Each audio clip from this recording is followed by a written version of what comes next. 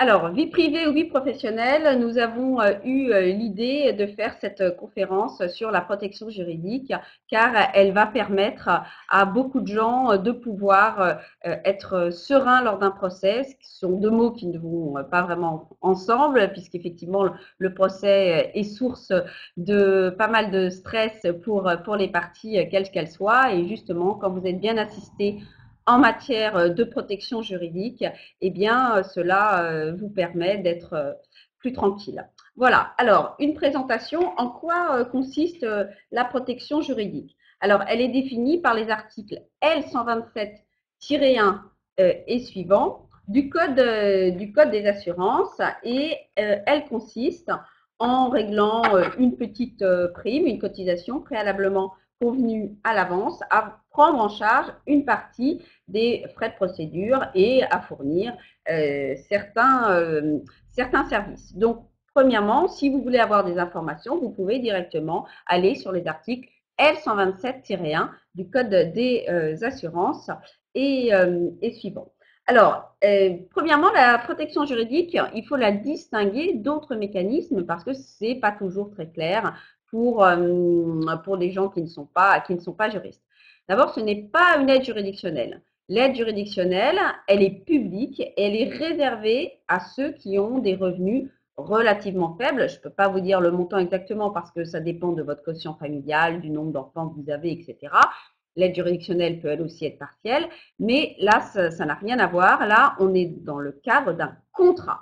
Vous concluez avec votre compagnie d'assurance pour qu'ils prennent en charge certains frais en fonction, évidemment, du contrat. Donc, alors, pardon, c'est pas la bonne page. Il faut, c'est là. On peut, excusez-moi, les différents.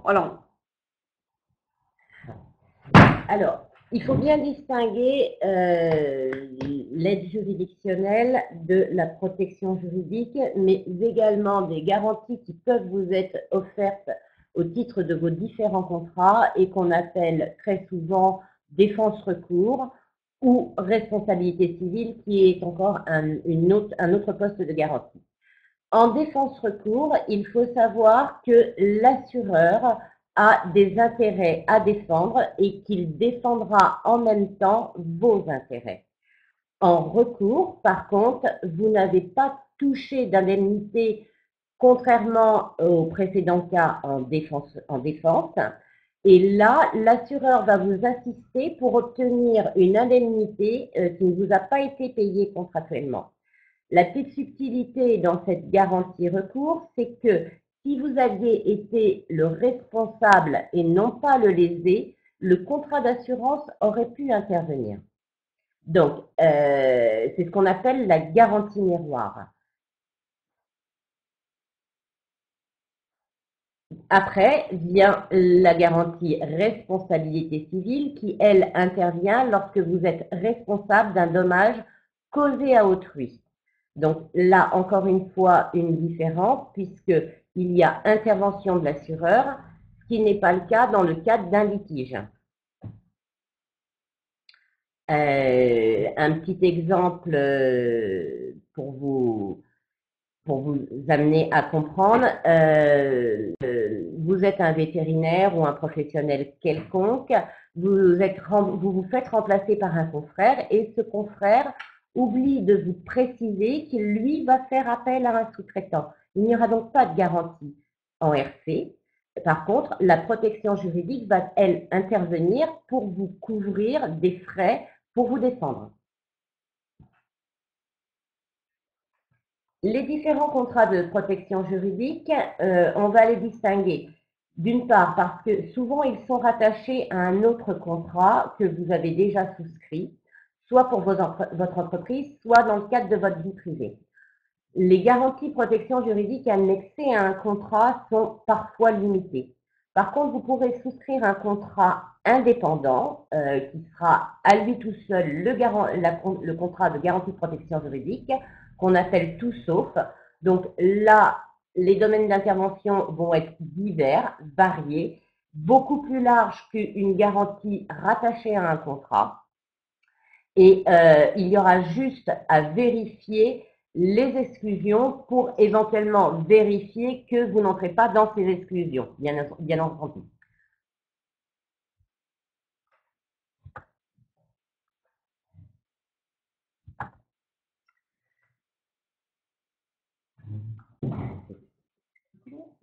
Dans les deux cas, comme je l'ai dit, les garanties peuvent être limitées en fonction du champ d'intervention qui sera défini dans le contrat par l'assureur, mais également par le seuil d'intervention, puisque la garantie de protection juridique est un domaine qui va quand même coûter relativement à l'assureur. Donc, pour un petit préjudice, un seuil d'intervention très bas, on va avoir une forme de franchise.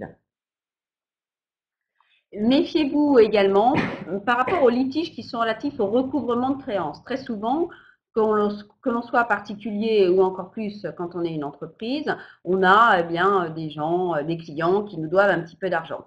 Donc très souvent, malheureusement, les contrats de protection juridique excluent tous les frais qui sont relatifs à cette procédure de recouvrement de créances. Or, c'est une procédure qui est très fréquente, j'ai envie de dire c'est presque la plus fréquente. Donc, si vous souscrivez un contrat, veillez à ce que cette protection juridique, posez directement la question si vous ne comprenez pas votre contrat, parce que c'est vrai qu'ils sont assez difficiles à comprendre. Si vous n'êtes pas assisté d'un courtier ou d'un agent, posez directement la question pour vérifier que les recouvrements de créances seront bien prévus dans votre contrat. Alors, qui souscrit la protection juridique? Ce qui est intéressant, c'est qu'elle peut être souscrite à la fois par un particulier ou par une entreprise. Elle peut être souscrite à titre principal ou, et ça c'est plus fréquent, notamment pour les particuliers, proposée accessoirement à un contrat, par exemple les multirisques habitation ou, comme on vous l'a exposé tout à l'heure, les multirisques à titre professionnel. Alors, quand elle est souscrite à titre principal, c'est vrai qu'elle est plus complète, c'est vrai que les capitaux sont plus importants, mais néanmoins, quand elle est souscrite à titre accessoire, notamment avec les multirisques habitation, eh bien, elle couvre déjà un certain nombre il y a déjà un certain nombre de garanties qui sont très intéressantes en cas de procès. Donc là, c'est bon, un petit peu quelque chose d'un peu plus développé par rapport à ce que je vous ai dit. Ça confirme simplement que l'assurance de protection juridique fait l'objet d'un contrat distinct. Ça, c'est pour que l'assurance, la compagnie d'assurance ne vous l'englobe pas dans ses autres garanties pour bien montrer que c'est séparé de vos autres garanties. Alors, j'essaie de vous mettre, voilà. Alors, elle peut vous aider à différentes étapes des problèmes juridiques que vous pouvez rencontrer. Tout d'abord, ça c'est un premier avantage, en dehors de tout litige, vous pouvez parfaitement bénéficier de conseils personnalisés. Je pense notamment à la rédaction de contrat, à une réponse à une mise en demeure, mais aussi tout simplement à une information sur vos droits. Si vous avez un doute, si vous voulez savoir ce à quoi vous avez droit, eh bien, vous pouvez interroger votre protection juridique. C'est un juriste, hein, c'est quelqu'un qui a obligatoirement une licence en droit. Et deuxième chose, c'est un juriste indépendant. Ce n'est pas votre compagnie d'assurance elle-même, c'est quelqu'un qui, en principe, ne répond à à aucun lien de subordination de personne. Il est juste là pour vous donner ce conseil.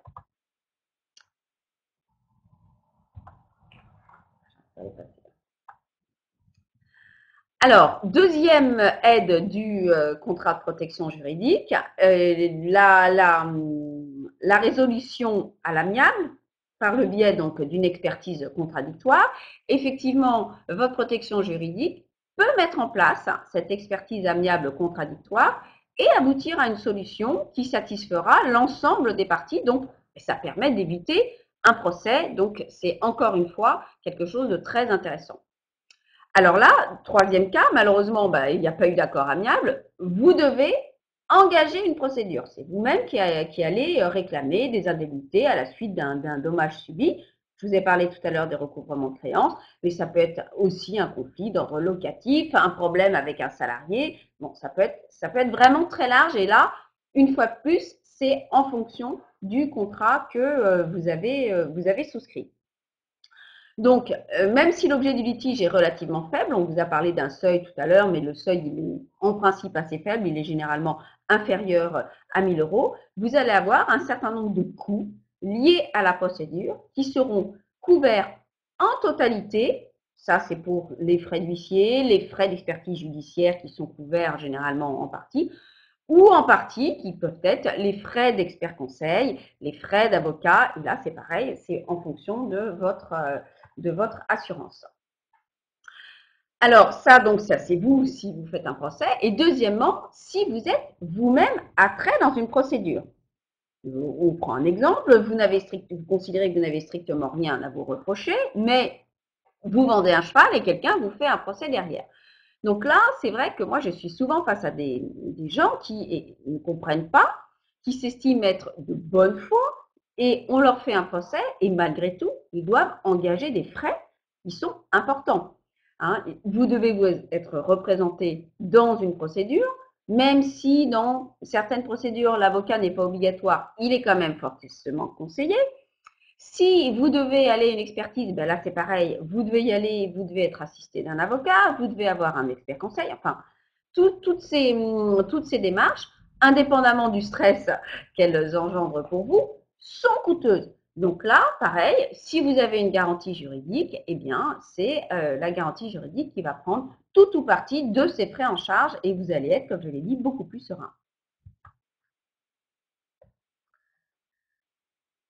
Combien ça coûte la protection juridique? Donc là, je vais repasser la parole à Nicole Goffny qui vous dira mieux que moi quels sont les frais que cela engendre. Donc, pour le coût d'une garantie de protection juridique, vous avez, si elle est toujours attachée à votre contrat multirisque pro ou multirisque vie privée, un montant forfaitaire qui vous sera soumis. Si vous la souscrivez indépendamment, tout sera calculé en fonction de votre activité, du risque que vous présentez pour l'assureur, et c'est une somme forfaitaire qui va aller de 50 à 500 euros. La prise en charge. Alors, comme pour tout sinistre, la première chose, c'est de contacter votre courtier pour établir la déclaration de sinistre. Votre courtier va dans un premier temps visualiser le contrat d'assurance et va vous dire si la garantie de protection juridique peut ou non être acquise. Et les consultations et les actes de procédure réalisés pour cette déclaration vont être pris en charge par l'assureur, mais un barème de toute façon vous sera soumis avant toute déclaration vers l'assureur. Alors, que se passe-t-il s'il y a un désaccord entre votre protection juridique et vous-même sur la gestion du litige? Alors, c'est assez rare, mais on peut quand même le signaler. Par exemple, si votre protection juridique ne veut pas introduire le litige, bon, si vous êtes en défense, vous êtes en défense, le problème ne se pose pas. Hein. Si vous êtes après dans une procédure, vous n'avez pas le choix, mais en revanche, en demande, si vous voulez vous-même faire la procédure, votre compagnie d'assurance peut estimer que ce n'est pas justifié, que sur le plan juridique, vous n'avez pas les arguments. Alors, il y a dans ces cas-là une possibilité en cas de désaccord, de soumettre votre différend à une tierce personne et les délais de recours sont suspendus puisqu'il faut savoir qu'on a entre la protection juridique et vous avez une prescription de 2 ans qui est quand même une prescription qui court relativement rapidement et au-delà de 2 ans, à partir du jour où vous avez fait la déclaration de sinistre, la protection juridique ne prendra plus en charge les frais postérieurs. Alors, un élément très important, c'est la liberté du choix de l'avocat. Donc là c'est la liberté du choix de l'avocat dans votre difficulté avec la protection juridique. Vous pouvez avoir même un avocat si vous avez un conflit avec votre protection juridique elle-même. Alors justement, puisqu'on parle d'avocat, est-ce que la protection juridique vous impose ou vous propose un avocat? Comment ça se passe?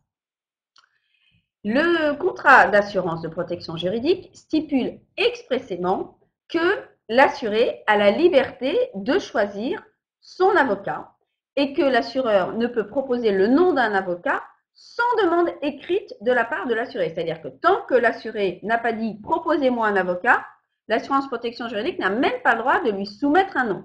Je vous dis à quel point le législateur a fait attention à ce que l'assurance n'impose pas son avocat. Alors, pourquoi ce libre choix? Il n'y a aucune clause ne peut limiter ce choix, mais en revanche, le choix est quand même limité puisque l'assureur a le droit de prévoir un plafond de remboursement des honoraires.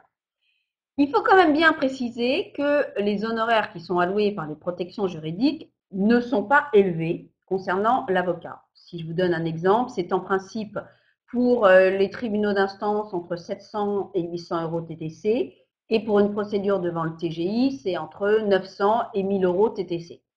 Très clairement, ce n'est pas le coût d'une procédure. Alors, vous pouvez vous dire, c'est très intéressant de prendre l'avocat de la protection juridique parce que lui, il va travailler à ses montants, c'est-à-dire qu'il ne vous réclamera pas d'argent en plus.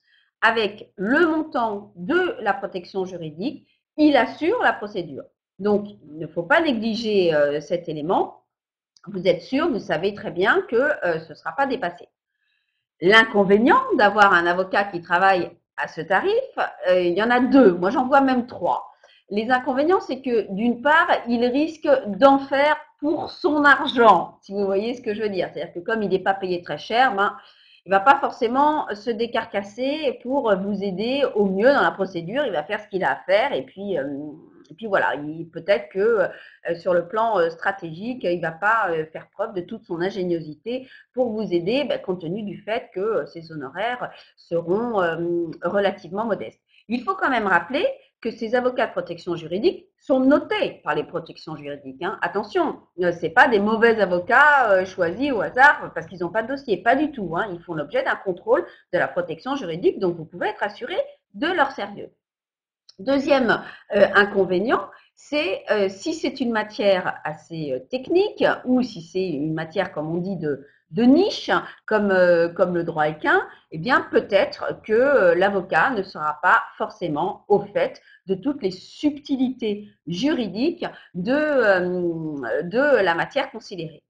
Et puis, troisième inconvénient, bon, je ne l'ai pas mis, mais je peux le dire, il peut être plus l'avocat de la protection juridique que l'avocat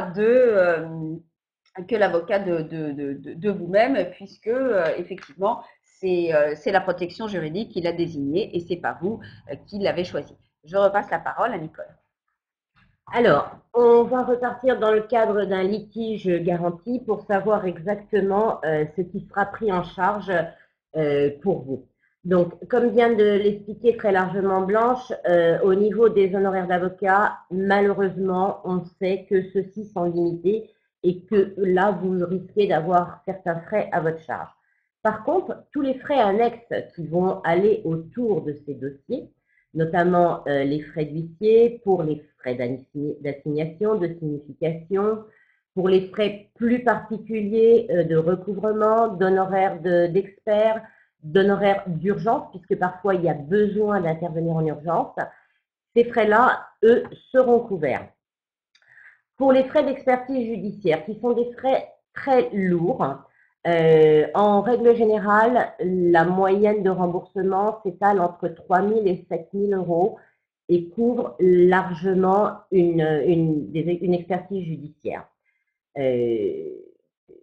Parfois, cette garantie peut être remboursée. Je ne vais pas vous dire que vous n'aurez jamais de frais d'expertise judiciaire à votre charge, mais ce plafond est quand même très correct.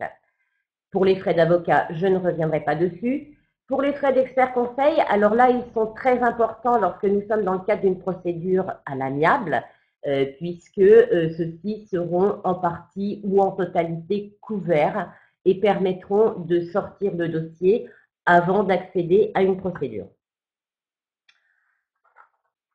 Alors, Si il y a une procédure, c'est l'avocat que vous avez choisi ou l'avocat désigné par l'assureur qui vous informera directement du déroulement de la procédure. Vous êtes quand même le principal acteur et le principal coordonné.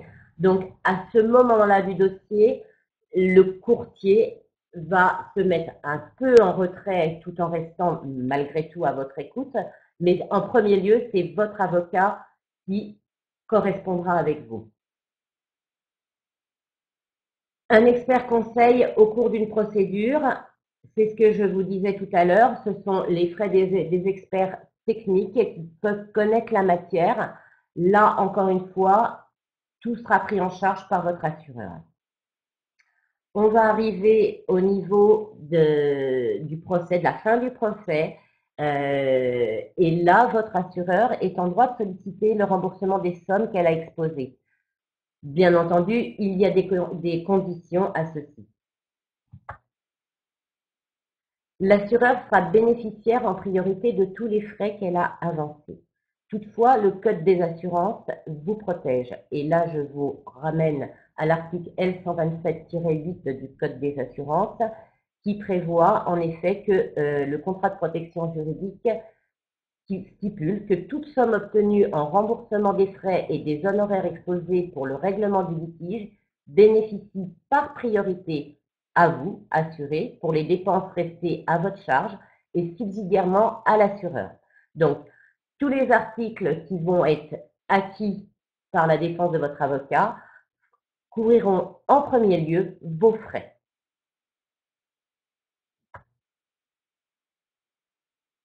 Certains frais sont remboursés intégralement dans l'hypothèse d'une procédure. Ils sont compris dans les dépenses, frais d'huissier, frais d'expertise judiciaire. C'est ce que nous avons vu au préalable. Ces frais versés par la protection juridique vous sont intégralement reversés.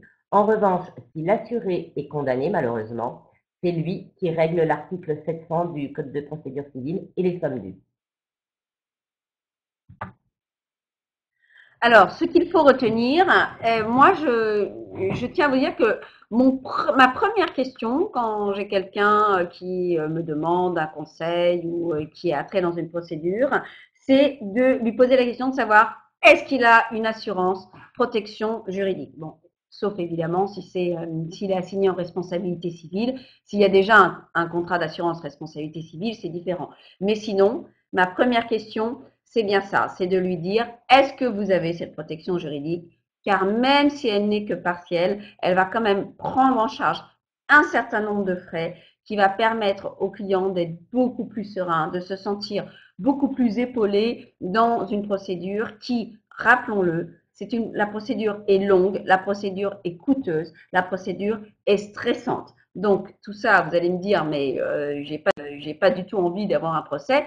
Oui, mais parfois, c'est la loi. Quelqu'un vous fait un procès et vous n'avez pas d'autre choix que de vous défendre jusqu'à ce que la décision de première instance, voire la décision d'appel, soit rendue. Donc, filez tous chez votre courtier ou chez votre assureur favori pour vérifier que vous êtes bien assuré, parce que même si vous n'avez pas de procès, ne serait-ce que par les consultations que les protections juridiques peuvent vous proposer, eh bien, vous vous sentirez d'attaque pour affronter tous les désagréments d'un ordre juridique. Nous vous rappelons que les prochaines conférences auront lieu sur la vaccination le 12 février, puis le 14 février sur le contrat relatif à la naissance et l'élevage des équidés, et enfin mieux se connaître le 19 février pour optimiser son travail à cheval. Nous allons maintenant répondre à vos questions pour ceux qui en ont, et nous vous rappelons également